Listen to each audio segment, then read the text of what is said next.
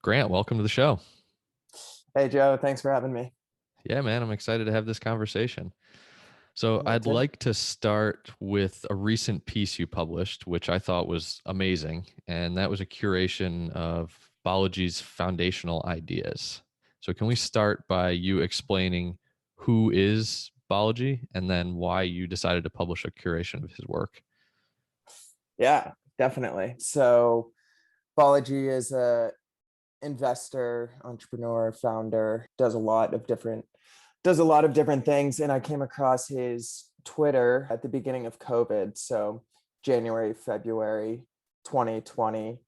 I was deep into COVID Twitter, and he kept coming up as someone who was talking about COVID. He seemed really on top of the science of COVID. He was really a great resource during the beginning of COVID. And I kept reading his material, and it just seemed like he would say something and 2 weeks later it would come true. And I just kept following him. And he was right on COVID. And after COVID, I started to follow him more and became more interested in his work and just learned a lot about startups and investing, crypto, a lot of really interesting topics from him. So based on that, I just, was spending a good amount of time listening to his podcast. So I decided to put them in a Google Doc and curate some of my favorite of them and post them online. So yeah, that's kind of how it happened. And it was a fun side project of just curating some content from a really smart person. And it was a lot of fun. Yeah.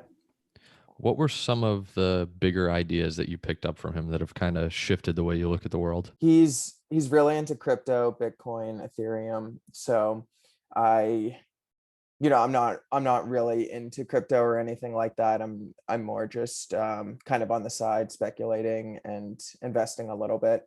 So he's helped a lot with getting me up to speed on a lot of crypto fundamentals, and honestly just making me feel more confident about the direction of crypto and kind of seeing that as a future.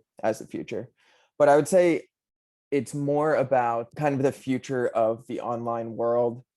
A lot of what Balaji talks about is kind of the whole metaverse and talking about how we are moving online and how important the internet is going to be coming forward, and that we're not this isn't, the end of the internet isn't Uber and Airbnb. There is a lot more that's going to come, and it's going to become even more important. So it's helped a lot with how I think about my future and how I'm building my business on. It's going to be digital native, and we're really going to focus on bringing people online and focusing on online presence and interacting online. So just like one of the other points he talks about is just how, we're going to be living in the cloud a little bit more. And he talks about this idea that if he asked the question, do you spend 50% of percent or more of your time in front of a screen? And personally, I answer that as way more than 50%. And I think a lot of people, especially during COVID, can similar way.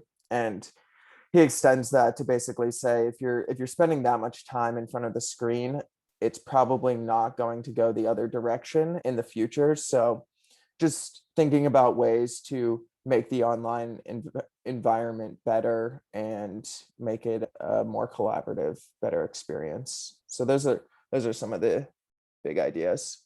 One idea from him that I find interesting is the pseudonymous economy. And Yeah. it's an idea that I'm like, I understand it conceptually, right? But I'm having a hard time buying into it. So I'm going to try to summarize it, but you can fill in the blanks where I miss here. But it's basically like in the future, he's saying that people will earn online under one name, they will speak online under another name, and then they will have their given name, like the name that their friends and family know them by in person. And none of these three identities will be connected in any clear way. So you operate under a pseudonym, and the benefit of this is that you can't be canceled, basically. Like if you say something to your audience and they don't like what you say, they can't take away your means of earning because you earn under a totally different name, and they can't connect those two things. So like I said, conceptually, this makes sense, but practically, I try to remove myself from the world of like Twitter and podcasts and the Hmm. online environment, because I feel like, to me, that's like my world. But to most people, they're like, oh, Twitter, that's where you go to like read about LeBron James, right? Like Yeah. they're not using it to build a network and build an income. So I don't think it matters so much whether or not he's right or wrong, but I think what's more important is that you follow people like this who put these kind of off the wall ideas out there, and it forces you to think through how this reality may come to be, right? And I think that's a useful thought experiment. Yeah, I think that's one of the biggest benefits of listening to someone like him is that he's always pushing the bounds. He's thinking about 10 or 15 years ahead. And that gets you, even if it's not true, or even if it's just directionally right, it's a great way to be thinking about the future and maybe taking a bet on crypto, or getting more into the metaverse, or getting more into the digital economy, just as kind of a way to make sure that you're thinking about the future. So that's definitely why I think it's important to listen to people like him who are thinking really far out and thinking into the future. But some of the concepts are definitely pretty tough. You mentioned the metaverse. Can you just briefly explain that? I don't think I know exactly what that means. I'm still grasping this a little bit, but this to me is the question that I was saying before. Are you spending more than 50% of your time in front of the screen? So basically, if you say yes to that, and it's moving in the direction where most of your waking hours are spent in front of a screen, you are kind of entering the metaverse, where your work, your earning is taking place on the internet. So like you do and like I do, a lot of our work is on the internet, and that is where you're making money. But then it also extends further. I think Fortnite is a really good example, where a lot of the younger generation is spending their free time, their social life, in online. So they're playing games that are in the metaverse. They're online, they're meeting and talking, and doing social things on the internet. So that's kind of moving into the metaverse. And something that Balaji talks about, I think, is interesting, is it's obviously like, nature is great, and I love going for hikes and everything on the weekend, but he kind of sees that as an escape from the metaverse, where on a Saturday you are spending time in nature as kind of a vacation from this online world. But for the most part, you're spending most of your social and working hours online. It's I don't know if it's a really bright future, to be honest. It's a little scary, but it's in the same way that Balaji, or we were talking about before, like this is something we should kind of be preparing for. And I'm seeing it more and more, especially with COVID, that we're spending 70% of your waking hours in front of a screen. And if that's going to be the case, you want to make it as good of an experience as possible. Yeah, it seems a little scary. I think it's great that you can earn from home, from your computer, from anywhere in the world, right? It opens the economy to more people and more geographies. Same with cryptocurrency. But humans definitely have not evolved to operate behind a screen and spend 50, 60, 70% of their time staring into a screen all day. It's not good for a number of reasons. So it's going to be interesting to see how the metaverse concept plays out. But anyway, I want to jump back to Balaji. The tweet that you put out promoting your piece mentions that you had his input on the project. So I'm interested how you got his buy-in. Yeah, so like I was saying, I just put a few of the favorite posts in a Google Doc, and I just sent a DM to him, and I basically said, "Hey, I put together my favorite pieces of yours, and I was wondering if you had any input into if you would like to add anything to this." And he responded to me and he basically said, "Oh, this is cool. Here are a few articles that I would put in. This sounds cool." And I was like, "Awesome." And I input the articles, and then he gave me some feedback about, taking it outside of a Google Doc and doing something a little more legitimate. So I put it in a Notion doc, and then we agreed to buy a domain, bestofbalaji.com. So it was kind of just a cool experience where I, just sent him a DM with something valuable to him and valuable to me, and he responded. It helped his brand a little bit, I'm sure, and although he doesn't need it, but it was a cool way to just, discuss with him and got some input into what he found valuable and some of his best pieces. And yeah. This is really exciting. There are two directions I want to take this, but first, it reminds me of what Eric Jorgensen did with Naval Ravikant, with the Almanac of Naval. And for people who don't know, Eric was actually on the podcast, so you can check out that episode. But he curated all of Naval's best work and weaved that into a book. And the book, Eric didn't write any of the words in the book himself. He just compiled them in a way that made sense from all of Naval's articles or interviews or whatever. And the book is actually fantastic. It seems like you could do the same thing potentially with Balaji. Do you have any interest in doing that? That was definitely part of the inspiration. I've read Eric's book and I loved it. And I was kind of thinking, a big fan of Balaji, so it would be cool to just compile some of his stuff. And this is just part of this concept that I'm going down, where it's just do something quick, do something easy, ship it early, see what the reaction is to it, just get it out there and try something. So it wasn't a lot of work on me. I just copy pasted a few podcasts into a Google Doc and send it to him, and he seemed to think it was interesting. So it was a good barometer for how it would be received online. So that was kind of why I just quickly got it out there. In terms of a book or anything, I'm not sure on that. Yeah, I'm not sure on creating a book or something, or what the future is for that. Although it really opened up a really interesting kind of scenario for me, because after I posted that, I joined this Discord channel it's called 1729 community, or some Discord channel that is part of Balaji's 1729 project, and just talking to a lot of interesting people in this Discord channel. And I think it's part of this kind of online world and entering into it, where you're just giving back and helping people as much as possible. And it was a really inclusive community and really interesting to be in there. And I'm working with a few people now within that community on kind of making more concepts related to Balaji and creating summaries and expanding on this Best of Balaji post. So not sure exactly on a book to answer your question, but definitely doing a little bit more in terms of creating summaries of concepts and other things related to Balaji. Yeah, either way, whatever comes of it, I think it's really cool. It's cool that you did this curation of his work and put it out there for people to benefit from. I know that I've benefited from it. And this curation technique is one that I learned from David Perel. He teaches this in Rite of Passage. And I did a similar thing with Morgan Housel's work. And like you connecting with Balaji, me doing this curation of Morgan Housel allowed me to connect with him. So rather than actually sending it to him beforehand, I just published it and I tagged him in a tweet. And he reached out to me and said, like, wow, this is awesome. Thank you for doing it.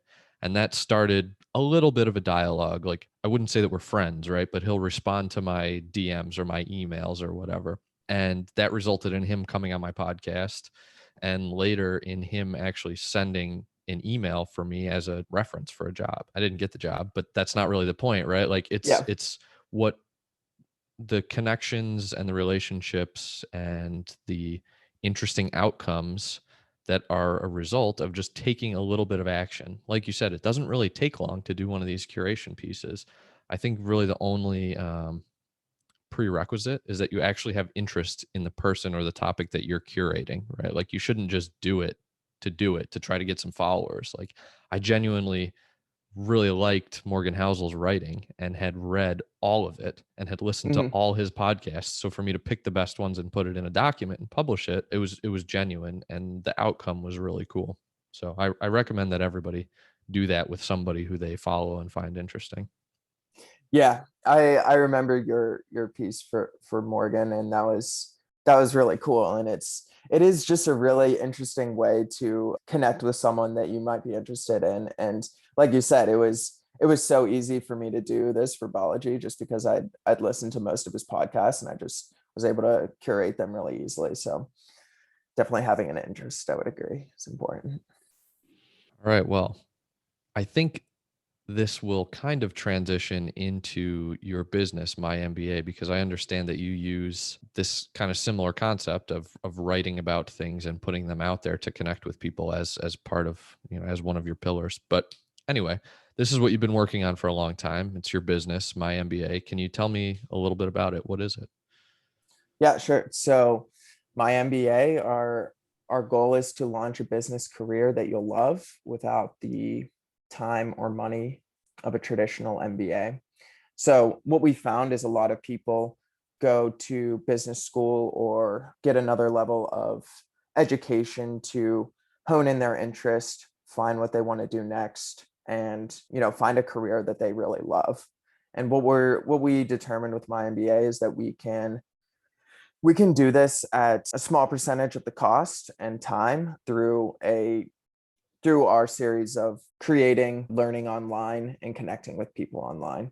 So my MBA is a 8-week program where we take online courses from Coursera. We write summaries and create content based on these courses, and we use these as a way to connect with people online. So that's kind of the background on my MBA. We've done 3 cohorts of my MBA so far. We're looking to do another one in September. But yeah, the basic background of starting it was I was interested in going to business school, and I was thinking about what I wanted to do next. I had spent a few years in consulting, and I was thinking, the next path that a lot of people do is to go to business school. But I was really interested in kind of connecting with people online, writing online. I had been writing on my personal website, and from that I connected with a lot of really interesting people just through writing online and being active on Twitter. So I kind of paired that with another thing I saw that was interesting, that there were business school classes online for free that anyone could take. And I started to take some of these online classes and realized that it wasn't that fun to do alone. So I brought together a group of about 8 people for the first cohort, and we got together every week and we took business school classes online, and we met on Sunday night and we talked about them, and we brought in business speakers from all different sectors and industries, and they talked about their careers and their business path and their expertise. And through this first cohort, I learned a few things: the power of connecting with people online and having a community of people that are interested in advancing their careers, interested in finding out what's next, building that environment, professional environment like you would find in a traditional business school. And people really just benefited from having that space to talk, write, reflect, and meet other interesting people. And so after that first cohort, I was really excited about the idea of my MBA, and I'm starting to build it out to give more people the experience of that cohort model of learning and applying it to your career. So it sounds like Coursera courses are kind of the backbone of the actual educational part of my MBA. What courses are involved in the curriculum? Is it business courses generally, or is it a specific type of course? Yeah, so we take a UVA Darden business strategy class. That's one of the first classes we take. So I'll kind of walk you through the thinking of this. These are kind of the backbone in that they give us something very specific and tangible to write about. A lot of online writing I've found is difficult because you're kind of just coming up with ideas and, writing just based on your interests. But what we do is we pick this strategy course for a very specific reason. It's a way to write about a specific company in your sector, your industry that you care about. And business strategy is just a business school topic that anyone can really write about. So what we do is we learn this specific skill, this foundations of business strategy, and then we start to apply it to a specific sector that we're interested in. So for example, one of our past members, Ryan, he's interested in sustainability. He's thinking about the business of sustainable business and how we can move the planet forward in a more sustainable way. And he's talking about that on LinkedIn and Twitter. But what he does with this course is he picks a specific company in the industry, Carbon Cure, for instance. It's a company in Nova Scotia. And he writes specifically about the business strategy of this company. And using the content from this Coursera class, he's able to talk about specifics of Porter's 5 forces and do a competitive analysis of Carbon Cure and really go deep on this company. And this provides a great way for him to show other people that he's interested in sustainability. And he was able to connect with people at this company, Carbon Cure, based on this writing. So the courses are really a way to provide focus with our writing and make sure that we're talking about an industry that we care about, and we're talking about more detail and specifics related to the business background of it. This is really cool. So you take this strategy course and you use that as kind of a lens that you then view other companies through, and you can take that lens and place it over top of any company and analyze their strategy based on what students are learning in the course. Is that right? Exactly.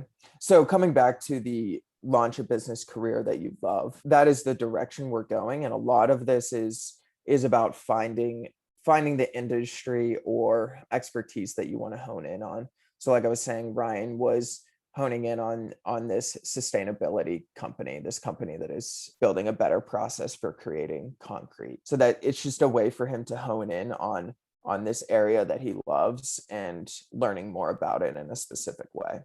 I like that a lot. So it gives structure to students who want to write online, want to make connections, but don't necessarily know where to start. Yeah, definitely.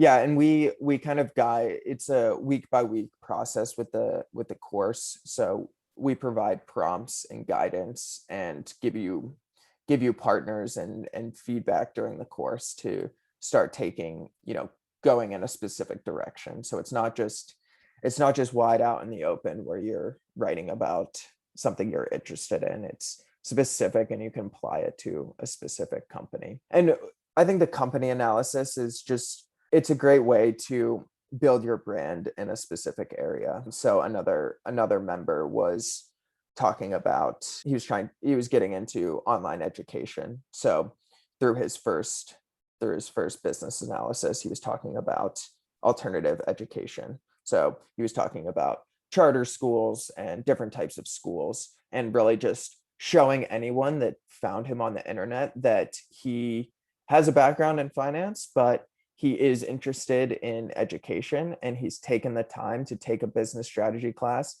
and he's taken the time to write about alternative education. And this is what, it's more than just written on his bio that he's interested in education. Here is solid proof that he's taken the time, he's written about it, and he is interested in it.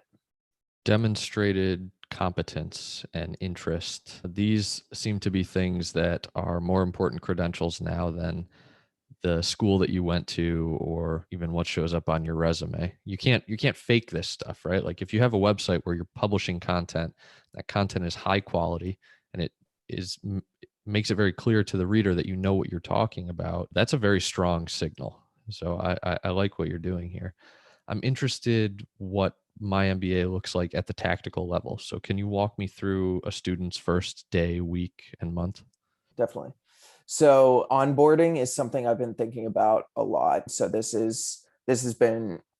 we've developed the onboarding process a lot in the previous cohort. So a week prior to the start. So September 21st is the start. A week prior to that, we'll start the onboarding. With this, you're introduced to a lot of the basic fundamentals of MyMBA. So how to post, how to create a Substack, how to start posting on Substack, how to access these Coursera courses, basically what the time commitment is, all of those logistics. Welcome to our Slack channel, and introduced to the Notion page, which is kind of the knowledge doc during the course. And then during that time, you're starting to meet some people in the cohort, meeting with me to talk about, what you're trying to get out of the program and your goals and some larger career goals.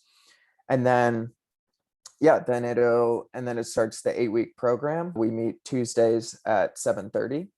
And so during one of those meetings, for example, there's basically two types of meetings. One meeting, we are meeting with an industry partner. These are basically business leaders with experience navigating a career, experience finding a job that they really love and doing something really awesome in business. And we've been really lucky to have some really great speakers.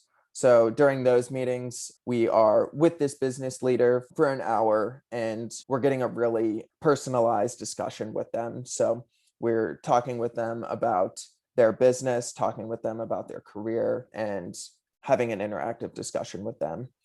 And then the industry partner will drop off, and then we start talking about our writing, and we start talking about the course that we took the week prior. So we'll basically break out into breakout rooms, discuss the prompts that we were given for the previous week, discuss the course that we were taking. So we can go into a little bit more detail. So for example, for this business strategy class, for example, one of the first prompts is talking about a specific industry that you're interested in. So we break out into breakout rooms, and we talk about this industry that we wrote about the previous week. We give feedback on our writing and really connect with other people based on that.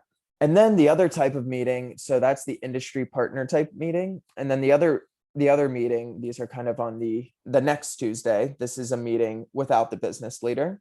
So this is a little bit less formal environment where we're really diving into a specific topic that we're talking about for that week, whether it be the business strategy concept that we're discussing or some MyMBA specific topics. So these are a lot about the creating and connecting online. So this is one of the ways that we really focus in on finding a business career that you love, is that you are creating and connecting online. And we focus on how to get your distribution channel up with a Substack newsletter, and how to hone in on your interest, how to find that niche topic that you care about and write about that. So yeah, that lasts for 8 weeks. There's a lot of variation between the weeks and different concepts that we cover, but that's kind of the general outline.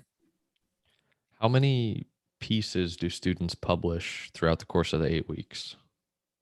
Yeah, so we look to publish 8 posts. So every Tuesday we are responding to a prompt and writing we tend on the shorter side. So, somewhere between 250 and 500 words for the post each week. And then do students write like one longer, more in-depth analysis on a company? So at the end of this business strategy class, we write 4 smaller prompts. So 200, like I was saying, 250 to 500 words. And this is kind of pieces to a larger analysis. So just kind of more on the operations of it, I've really found that it's, the consistent writing is key. So that's a lot of what we're pushing. Is you could spend a few weeks to write a larger piece, but we really push people to write every week and come to each class with something written, and you can kind of build on that. That makes sense. I like that.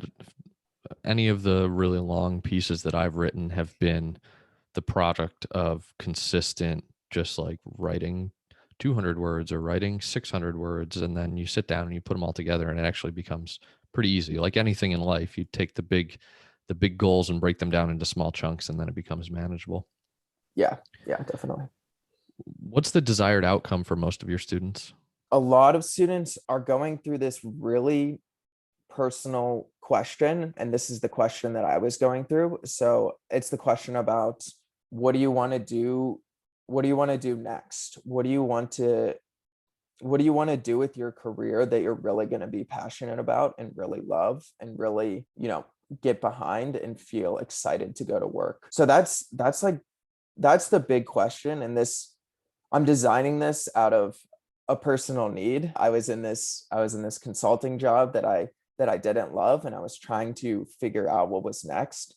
And I learned that writing and taking classes and really pushing yourself to self-reflect through writing and pushing yourself to connect with someone online every week, every other day, meeting with someone in your industry and talking to them and the benefit of that. So what we're really doing is trying to give clarity, trying to figure out what you want to do next in your career, where you want to take it.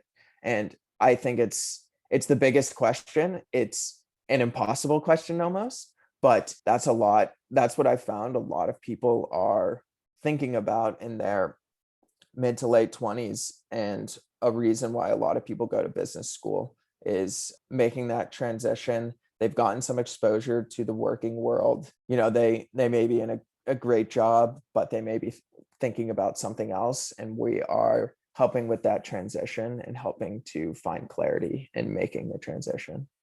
What are some of the best outcomes you've seen for your students? We've had 3 people start their own companies, which is not the typical route, but has been a really cool outcome that I've seen, where people have just, from these speakers that are a lot of founders, and just the energy in the group, have become really passionate about an idea that they've been thinking about. And this has been kind of the catalyst to start to get their business off the ground and make it a reality. So those have been some really exciting outcomes. Another one that I found was an awesome outcome was Ryan. He was the guy interested in sustainability, and he didn't pivot into a new career. He didn't start his own business, but he just got promoted to this new job, and it is, it's more aligned with his interest in sustainability within the same company. Don't want to speak for him too much, but it was kind of a more clarifying job where it's more aligned with what he's interested in long term. And he's talked about how posting on LinkedIn, posting these articles, has helped within his company internally, how it has shown that he really cares about this stuff. He really cares about the direction of his company, really cares about sustainability. And it's kind of created a signal for him online and within his company that he's serious about his career and he's serious about doing something awesome. And that helped, at least in some part, to get the promotion and take his career to the next level. It's great that you're seeing these positive outcomes already, like so early into the MyMBA journey. That has to be rewarding and encouraging for you. Yeah, it definitely is. It's such a powerful tool, writing, and that is one of the biggest components of my MBA and a backbone of it. And I know you are into writing as well, and we really see a lot of the benefits of writing publicly and forcing yourself to go through the grueling process that is writing. And what comes on the other side is awesome. It definitely is. I think it's awesome that you took the leap from having a full-time career to starting your own business. And I'm always interested in the decision-making process behind these transitions. So correct me if I'm wrong, but you were at Ernst Young before? Yep. Yeah. Okay. So what was the moment you knew you had to leave E&Y to pursue my MBA?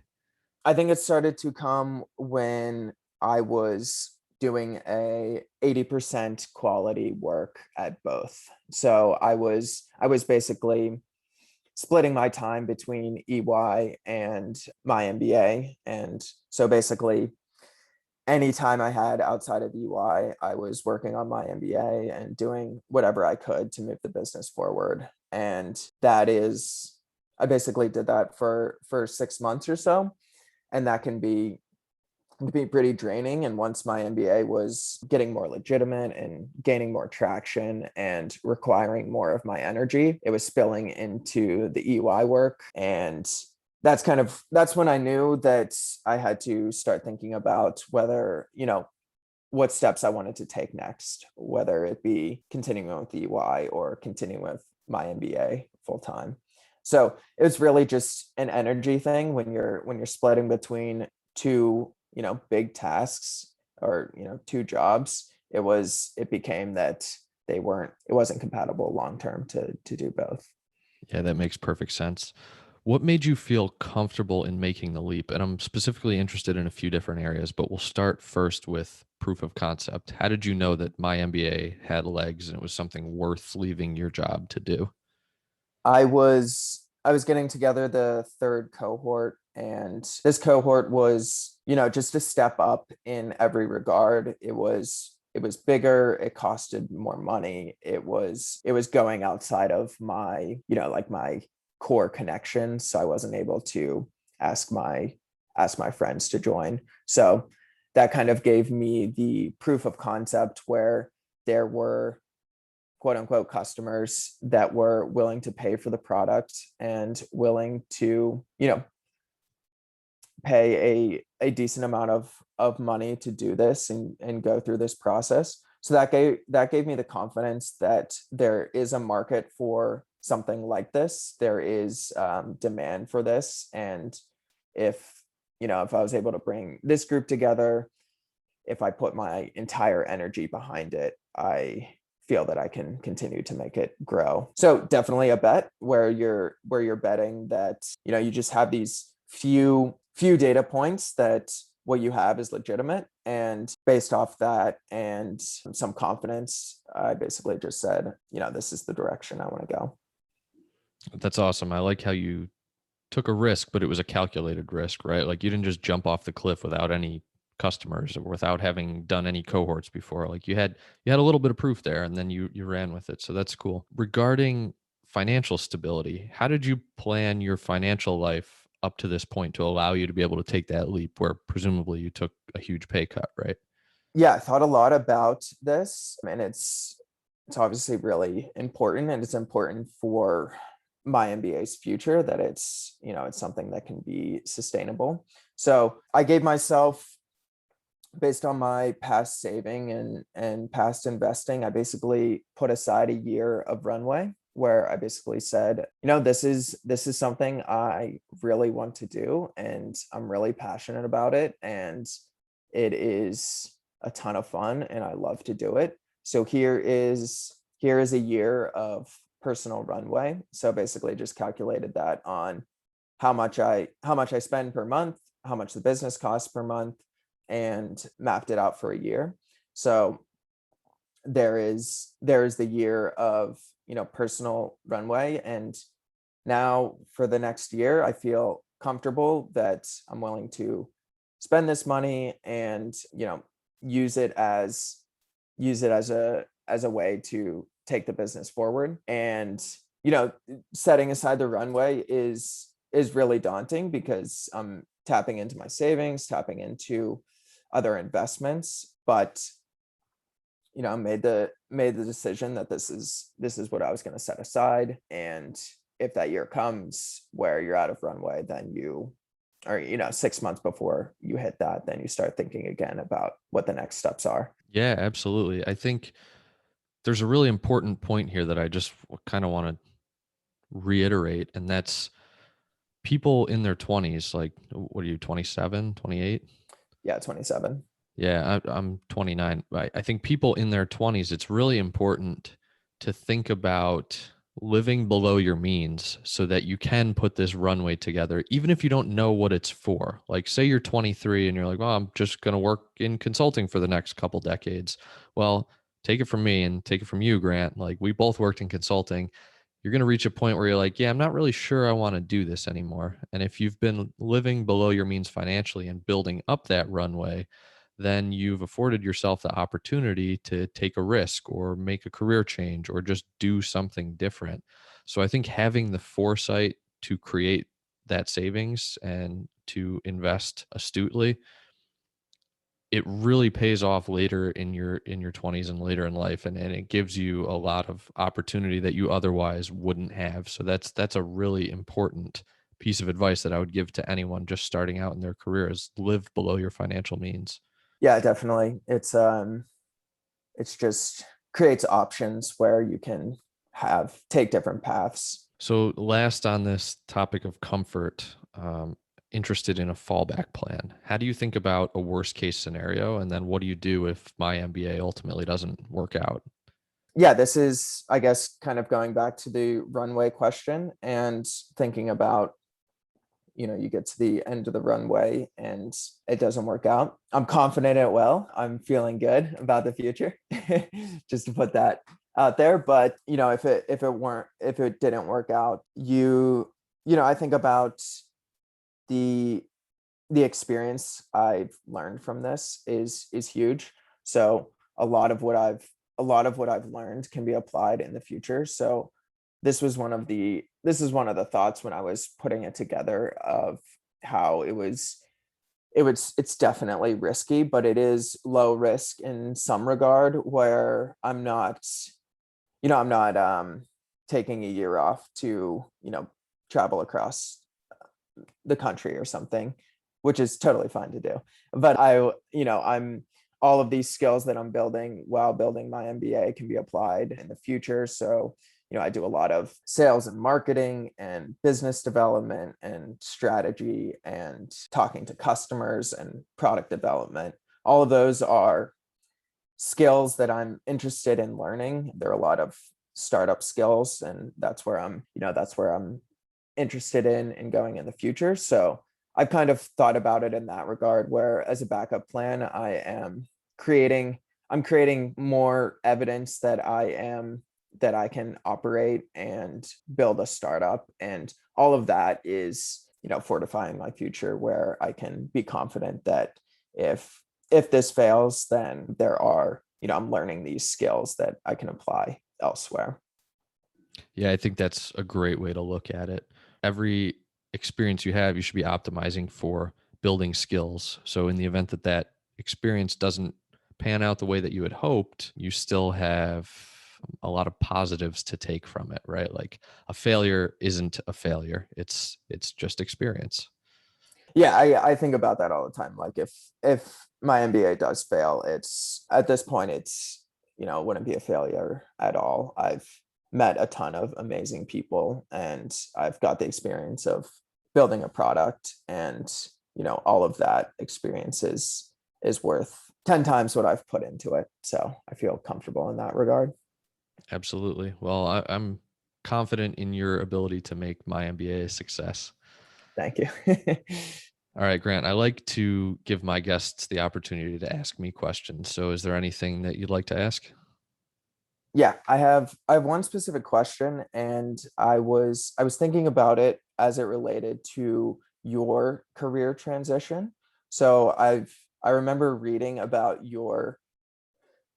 on your blog. I remember reading about your career transition, and I was wondering if you could dive a little bit deeper into that, because I think a lot of what you did is along the lines of what we think about at MyMBA, about the power of creating online, connecting with others online. So I'd love to just hear a little bit more about how you made that career shift and your thoughts behind it. Sure. Yeah. So my career change actually, now after having this conversation with you and stepping back and thinking about it a little bit, I think it was very much along the lines of what you teach at my MBA. So I had been writing online and podcasting for a couple years, and I was really enjoying podcasting, and I was at the point where I had this idea to create a podcast production company. And the basic idea was that I would find companies whose mission I was passionate about, I was interested in, and then I would go into those companies and I would interview the founder and some of the higher up executives and some of their customers, and just kind of tell the story of the company over a series of 5 to 10 podcast episodes. And I would host those episodes, I would produce those episodes, and then I would deliver them to the company, and they could use them as marketing material or internally or however they wanted to do it. So that was this concept, this idea that I had. And I put together some pitch decks and sent them out to companies, and hadn't heard much back yet. But, I put up a website, started like, this is my podcast production agency, right?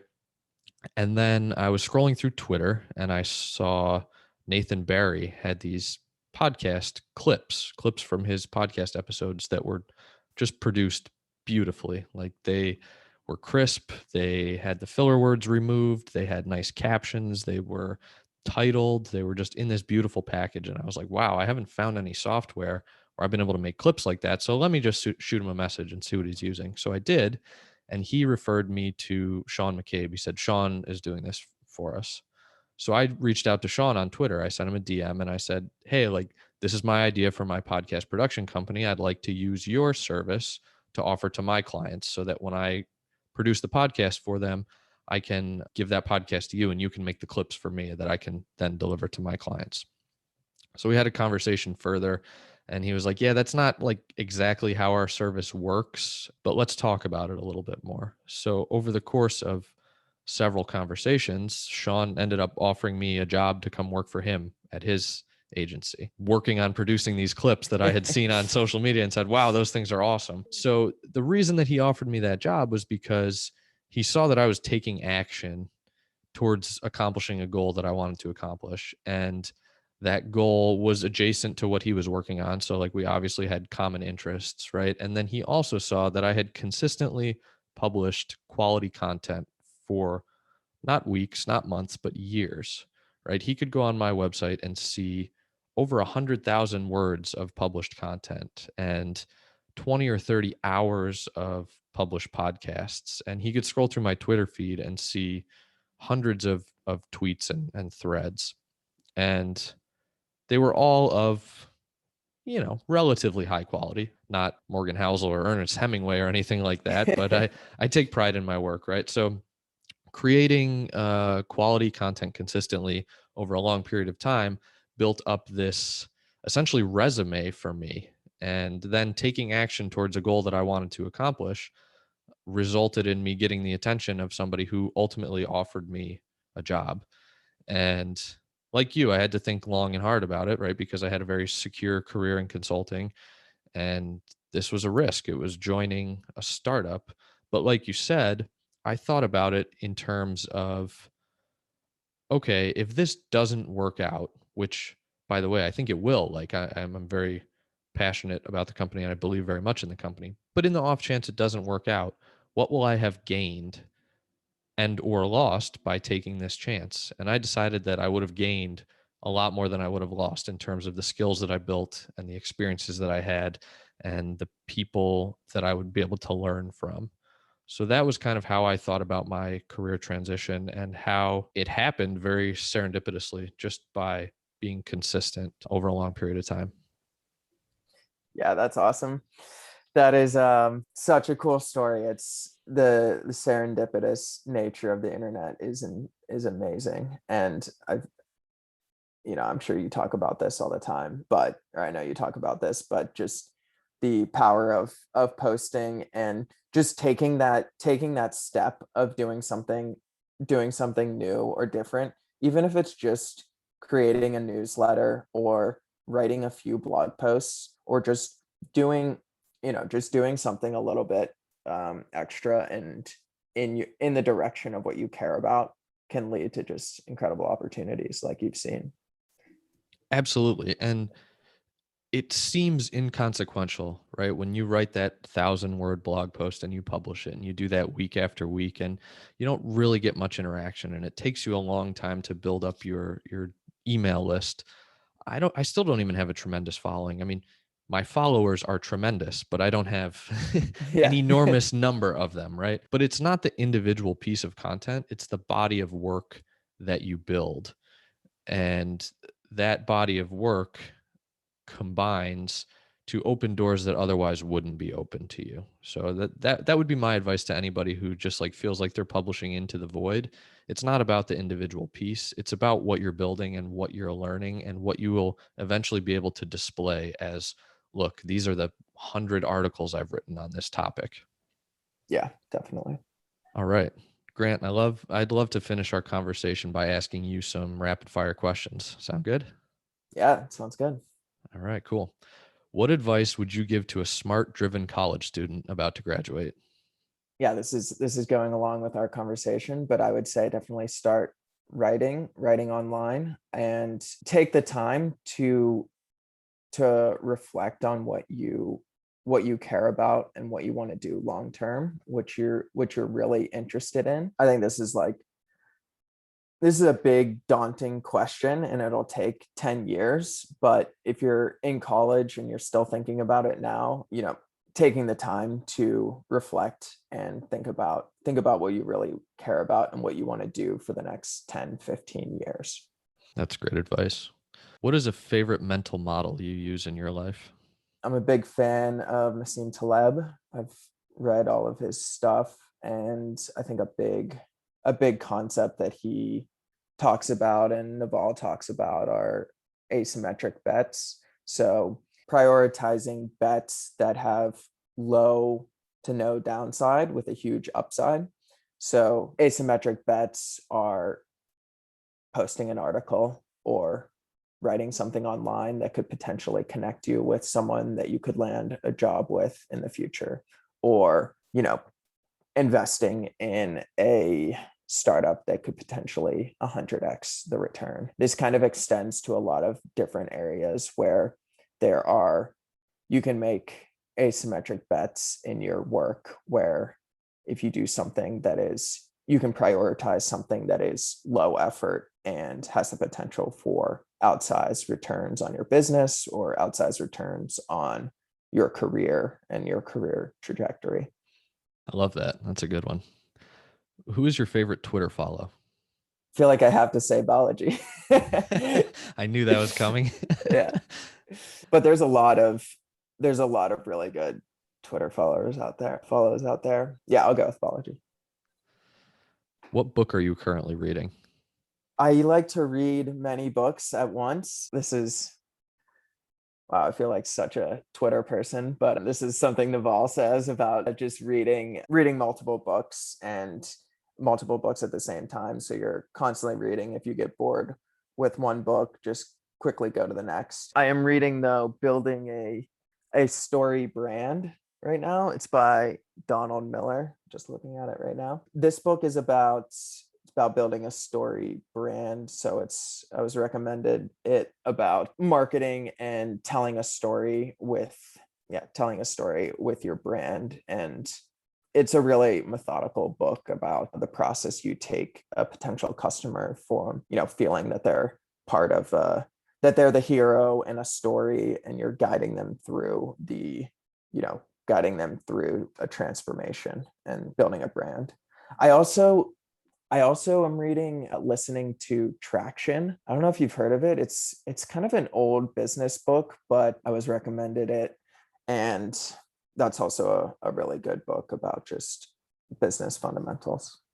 All right. Last up, this is a question I borrow from Patrick O'Shaughnessy. What is the kindest thing anyone has ever done for you? I think I've been really lucky with mentors in my life. So not a specific act of kindness, but kind of an ongoing act of kindness from people who have mentored me, especially with MyMBA. And out of no need for them to do it, but taking the time to answer every single question I have about the business, and being there to take interest in the business and take interested in how it impacts my career, and kind of being a mentor. I've never really had like a true career mentor prior to my MBA, and having someone who's taking the energy and time to do that is really been a great act of kindness. Yeah, the value of a mentor really can't be overstated. All right, Grant, this has been a lot of fun. I really appreciate you coming on. Where can people find you if they want to continue the conversation or hopefully enroll in my MBA? Yeah, this has been so much fun. Thank you so much for having me. Big fan of your podcast. I've listened to a lot of the episodes, so it's very fun to be on here myself. You can find me on Twitter at Grant_Nissly. You can find my MBA at makemymba.com. We're also on LinkedIn and Twitter. Yeah, and our next cohort starts September 21st. It's a Tuesday night at 7:30. It's an 8-week program. And if you're interested in doing that, you can apply directly on our website, makemymba.com. Sounds good. I'll make sure to link all of that in the show notes. Thanks again, Grant. This was a good Awesome. time. Awesome. Thanks so much, Joe.